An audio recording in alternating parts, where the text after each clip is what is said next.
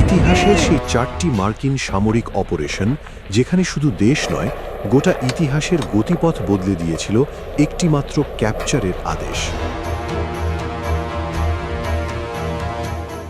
সামরিক অভিযানগুলো ছিল সরাসরি আক্রমণ কিংবা গুপ্তচরদের ছদ্মবেশে ধাওয়া।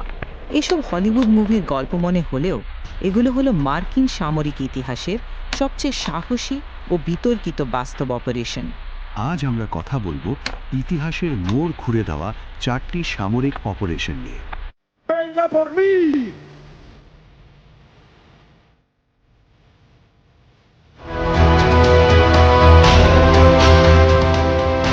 The Palanan operation, capture of Aguinaldo, Philippines, 1901।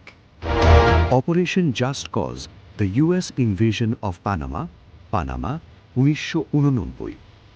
Operation Red Dawn, the capture of Saddam Hussein, Iraq, 2003।